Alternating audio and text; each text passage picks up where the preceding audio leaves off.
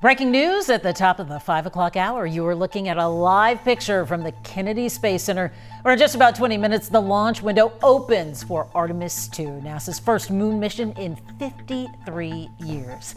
Yes, NASA is targeting a 2-hour launch window that opens at 5:24 approximately. We are approaching that window. There were some intense moments late this afternoon as NASA engineers encountered an issue with a key safety system. We're told, however, that issue has been fixed.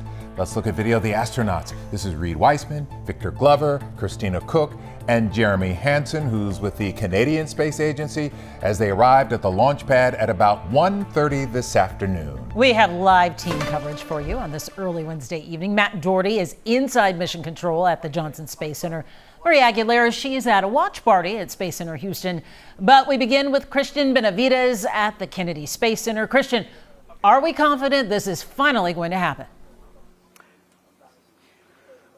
Len and Mia, it is still touch and go. Well, you are right that they did fix that issue with the flight termination system, and weather has also improved. It was 80% go, now we're at 90% go, but there is a new issue that has just been brought up, an issue with the temperature reading coming from one of the 2 batteries on Orion's launch abort system. Still, right now, the countdown clock is still ticking. They think it may just be a sensor issue, so they're currently investigating that.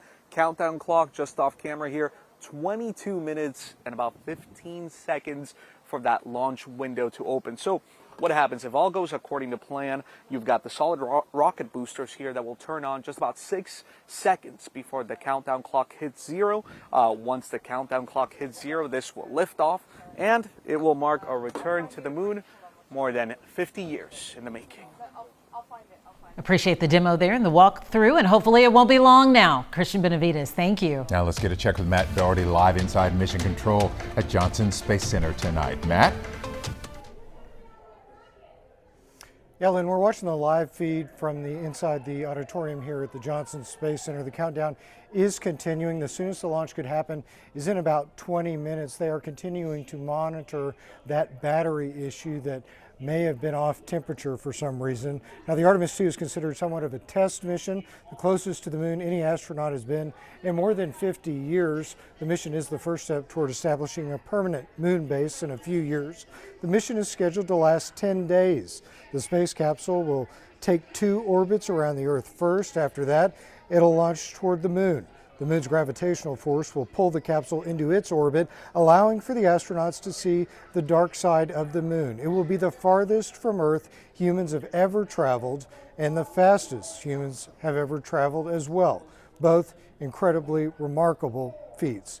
Again, 5:24 our time is the soonest that this launch could happen. We are continuing to see what happens with that off-temperature battery, though. Len and Mia. All eyes to see what unfolds. Matt Doherty, thank you. Regardless, eagerly awaiting the launch are hundreds of space enthusiasts who have gathered at Space Center Houston for this evening's historic launch. Maria Aguilera is at the watch party. Hello, Maria. Hi, Len and Mia. More like over 1,000. This event here at Space Center Houston is sold out. I'm told 1,300 people are going to be here to try to witness history. Now, take a look at just how full this place is already. And doors just opened less than 10 minutes ago, and people are already filling up this space. Now, you could see people here and at the front are already starting to take their place and sit down. Of course, they're waiting for that launch, and they're going to be watching it from this massive screen here. Now, we are told, Space Center Houston is usually a place where they've got a lot of exhibits and things like that. Everything here today is mostly closed except for the Artemis II exhibit that you could see further down. That's where people can learn more about this mission.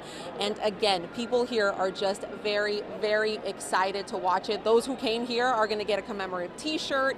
They're getting some nice little goodies, and they also have the Space Center Houston store where they have a whole Artemis section where you can buy some merch as well, just to remember this moment.